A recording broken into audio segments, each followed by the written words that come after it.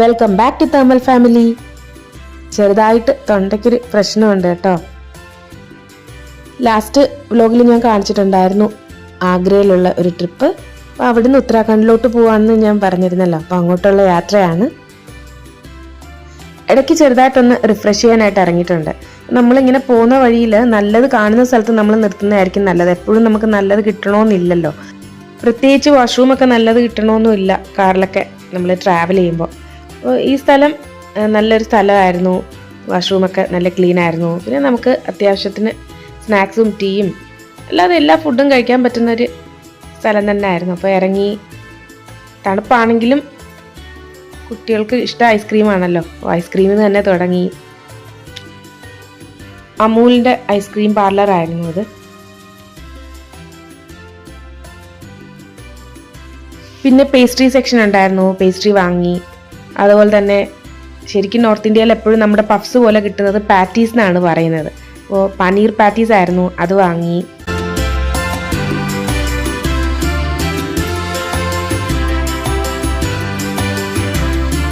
പിന്നെ നല്ല ചൂട് മിക്സഡ് പക്കോഡാസ് ഉണ്ടായിരുന്നു. അവരുടെ കുറച്ച് സോസും ചട്നിയൊക്കെ ആയിട്ട് അതുണ്ട്. പിന്നെ രാജ്ഭോഗ് എന്ന് പറഞ്ഞ് ഒരു സംഭവമാണ്, അതും വാങ്ങി.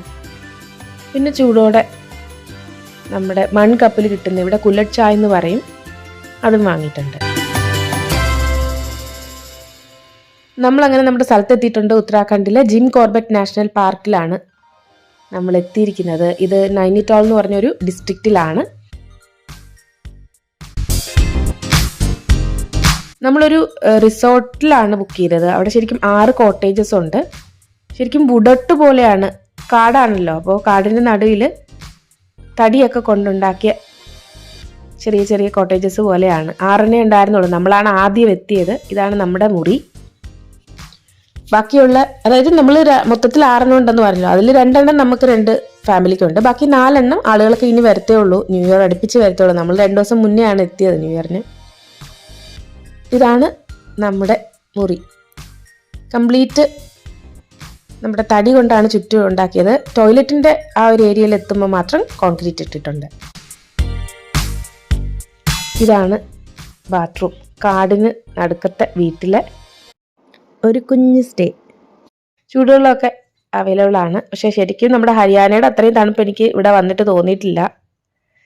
നമ്മുടെ വീട്ടിലാണ് കുറച്ചും കൂടെ തണുപ്പായിട്ട് തോന്നിയത്. അങ്കിത്ത് വന്ന ഒറ്റ കിടപ്പാണ്. ശരിക്കും ഒരു ബ്ലാങ്കറ്റ് പോലെ ഒരു റെഡ് കളറിൽ അവർ വിരിച്ചിരുന്നു. അത് പൊടിയൊന്നും അടിക്കാതിരിക്കാൻ വേണ്ടി പുറത്തിട്ടിരുന്നതാണ്. ശരിക്കും ബെഡ് അതിൻ്റെ താഴോട്ടാണ്. ഒരാൾക്ക് അത് മാറ്റാൻ വേണ്ടി അവനോട് എഴുന്നേക്കാൻ പറഞ്ഞിട്ടുണ്ട്.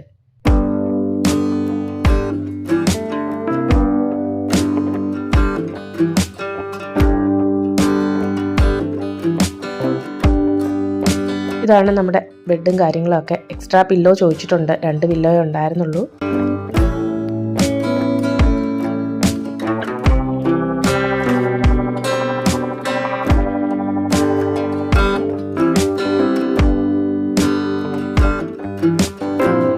ഞാൻ പറഞ്ഞല്ലോ, മൊത്തത്തിൽ തടി കൊണ്ടാണ് ഉണ്ടാക്കിയിരുന്നത്. മുകളിലൊക്കെ നമ്മുടെ മുളയൊക്കെ കൊണ്ട് മേൽക്കൂരയൊക്കെ ഉണ്ടാക്കിയിട്ടുണ്ടായിരുന്നു. പിന്നെ ഗ്ലാസ്സാണ് വിൻഡോസൊക്കെ.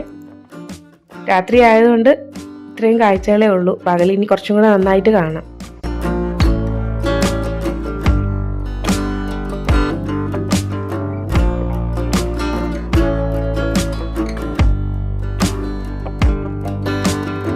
ഫുഡ് കഴിക്കാനായിട്ട് അവരുടെ റെസ്റ്റോറൻറ്റിലേക്ക് എത്തിയിട്ടുണ്ട്. ഞാൻ പറഞ്ഞല്ലോ, നമ്മൾ മാത്രമേ ഉള്ളൂ. ആദ്യം വന്ന ഫാമിലിയാണ്. അതിന് ചുറ്റും അതിനടുത്തടുത്തൊക്കെ വേറെ റിസോർട്ട്സൊക്കെ ഉണ്ട്. പക്ഷെ നമ്മുടെ റിസോർട്ടിൽ ഇപ്പം നമ്മളാണ് ആദ്യം എത്തിയിരിക്കുന്നത്.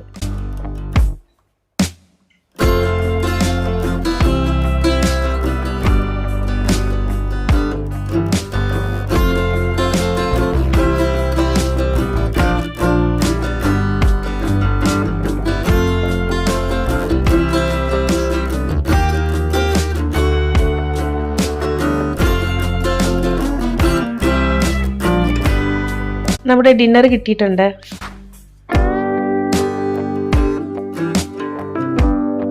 ചിക്കൻ കറി ഉണ്ടായിരുന്നു. പിന്നെ സാലഡ്,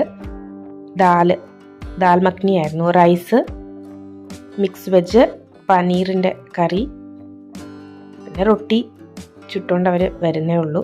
അതും വന്നിട്ടുണ്ട്. ഇതായിരുന്നു നമ്മുടെ ഡിന്നറ്.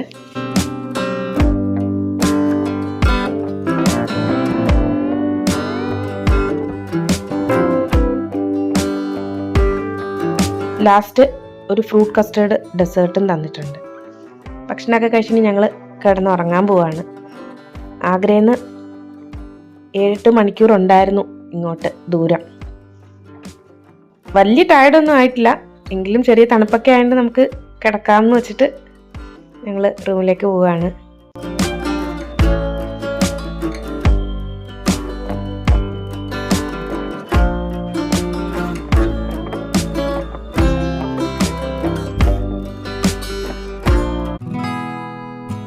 നേരം വെളുത്തിട്ടുണ്ട്.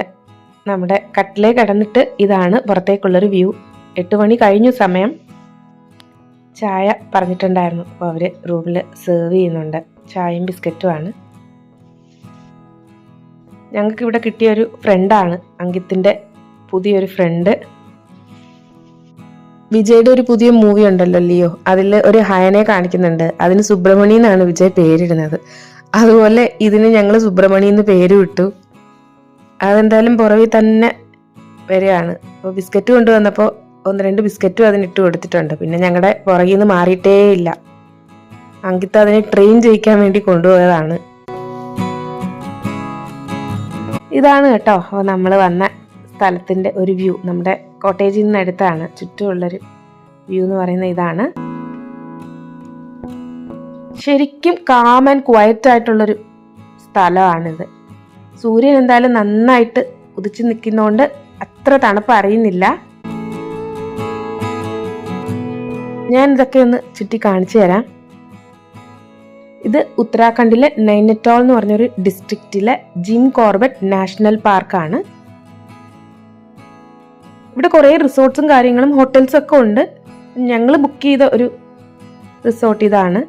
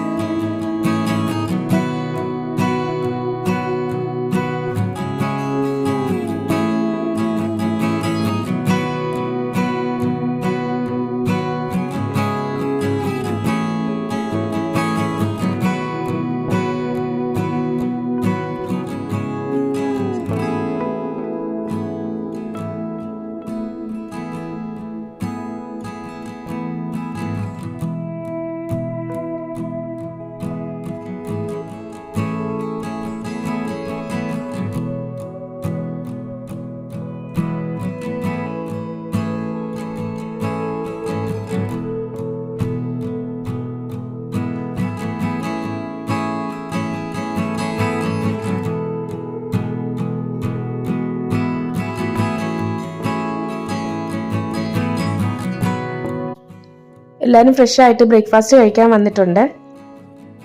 ഞാൻ നേരത്തെ പറഞ്ഞല്ലോ, ആദ്യം നമ്മളാണ് ഇവിടെ വന്ന ഫാമിലി, ബാക്കിയുള്ളവരൊക്കെ വരുന്നതേ ഉള്ളൂ.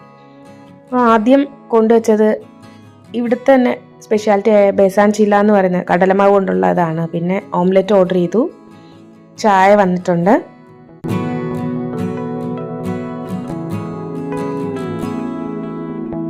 സ്റ്റഫ്ഡ് പറാഠ കൂടെ തൈരുണ്ട്.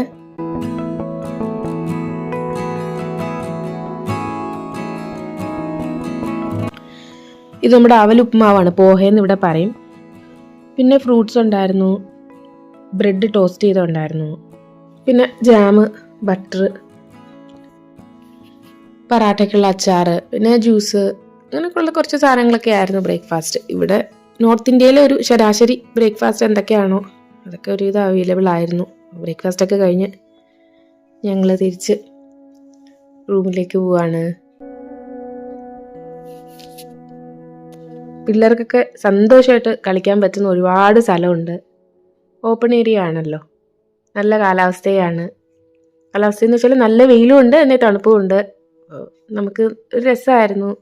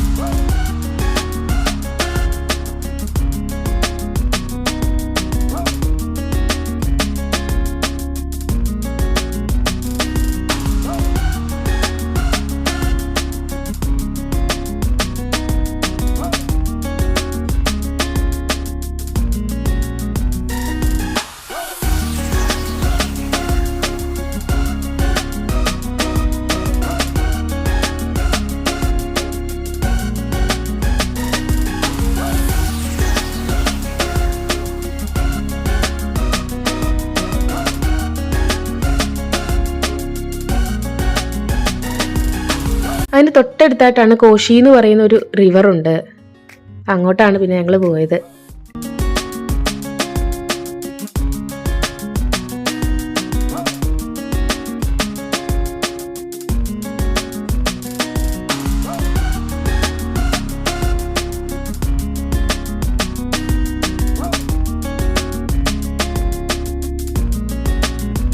ഇതാണ് കോശി നദി. വെള്ളപ്പൊക്കത്തിൽ ഇത് കര കവിഞ്ഞ് ഉത്തരാഖണ്ഡ് മുഴുവൻ പ്രളയമായിട്ടുണ്ടായിരുന്നു. നമ്മൾ ന്യൂസൊക്കെ കണ്ടിട്ടുണ്ടായിരുന്നല്ലോ, ക്ലൗഡ് ബേസ്റ്റ് ഒക്കെ വന്നിട്ട്. നമ്മൾ ഈ നിൽക്കുന്ന റിസോർട്ടും പരിസരവും ഒക്കെ മുങ്ങിപ്പോയെന്നാണ് പറയുന്നത്. അങ്ങനെ അവരുടെ നേരെ കയറി വരുന്ന വഴി തിരിച്ചാണിപ്പോൾ. അതായത് ശരിക്കും ഈ കോശി നദിയോടുകൂടി ചേർന്നായിരുന്നു ആദ്യത്തെ വഴി. ഈ പ്രളയത്തിന് ശേഷം അത് മാറ്റി വേറെ വഴിയാക്കി. അങ്ങനെയൊക്കെയാണ് അവർ പറഞ്ഞത്. നമുക്ക് ഇറങ്ങാൻ പറ്റുന്ന വെള്ളം ഉണ്ടായിരുന്നുള്ളൂ. നിറച്ച് ഉരുളൻ കല്ലുകളായിരുന്നു. നമുക്കിങ്ങനെ നടന്ന് പോകാം. ചെറുതായിട്ടൊന്ന് തെന്നുന്ന, അതായത് വഴുക്കല് പോലെ ഉണ്ടായിരുന്നു. ആൽഗെ, നമ്മുടെ പായലുണ്ടല്ലോ, അത് ചെറുതായിട്ടുണ്ടായിരുന്നു. പക്ഷെ പ്രശ്നമില്ല, നമുക്കൊരു ബാലൻസ് ചെയ്ത് പോകാം. പിള്ളേർക്കും ഒക്കെ ഇറങ്ങാം. ക്രോസ് ചെയ്ത് നമുക്ക് അപ്പുറത്ത് വേണമെങ്കിലും പോകാം. ഞങ്ങൾ ഓൾമോസ്റ്റ് നടുക്ക് വരെ പോയി. ഒരേ ആഴമാണ്, ചെറിയൊരു വ്യത്യാസമേ ഉള്ളൂ. പക്ഷെ നമുക്ക് സുഖമായിട്ട് നമ്മുടെ മുട്ടിന് താഴെ വരെ നിൽക്കുന്ന വെള്ളമേ ഉള്ളൂ നടുക്കൂട്ട് ചെല്ലുമ്പോഴും. നല്ല രസമായിരുന്നു. തണുപ്പായിരുന്നെങ്കിലും നല്ല വെയിലുണ്ടായിരുന്നു. അതുകൊണ്ടായിരിക്കാം നമ്മൾ ആ വെള്ളത്തിന്റെ തണുപ്പൊന്നും അറിഞ്ഞില്ല. ആദ്യം ഒന്ന് കാല് നനയ്ക്കുമ്പോൾ ചെറുതായിട്ട് തണുപ്പ് തോന്നിയെങ്കിലും പിന്നെ നമ്മൾ ഇറങ്ങിയിട്ട് അധികം തണുപ്പേ തോന്നിയിട്ടുണ്ടായിരുന്നില്ല. അതായത് നല്ല രസമായിരുന്നു. കുറേ നേരം അവിടെ നിന്ന് കളിച്ചു.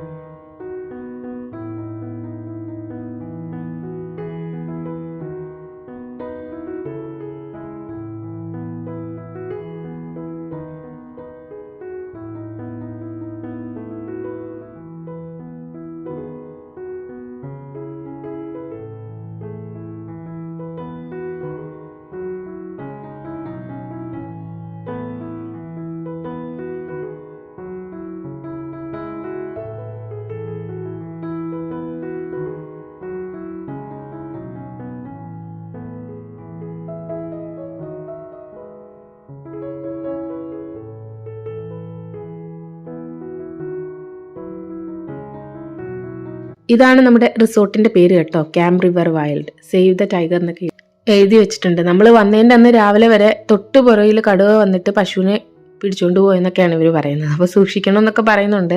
അവിടെ ഒരു സെക്യൂരിറ്റി ഗാർഡ് തോക്കൊക്കെ ആയിട്ട് ഇങ്ങനെ നടക്കുന്നുണ്ടായിരുന്നു, എന്തെങ്കിലും മൃഗങ്ങൾ വരുവാണെങ്കിൽ ഓടിക്കാനൊക്കെ. അതുപോലെ തന്നെ കുരങ്ങന്മാരൊക്കെ ഉണ്ടായിരുന്നു. അപ്പോൾ അതിനെയൊക്കെ ഓടിച്ചുവിടാനൊക്കെ അവിടെ ആളുണ്ട്.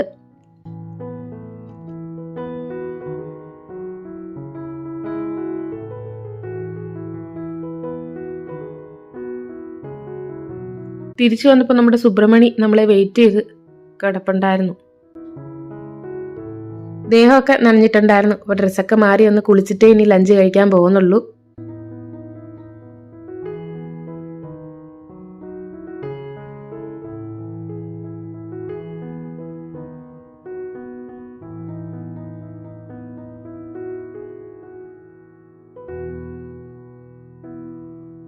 ഇന്നത്തെ വിശേഷങ്ങൾ ഇവിടെ വെച്ച് വൈൻഡപ്പ് ചെയ്യാണ് കേട്ടോ.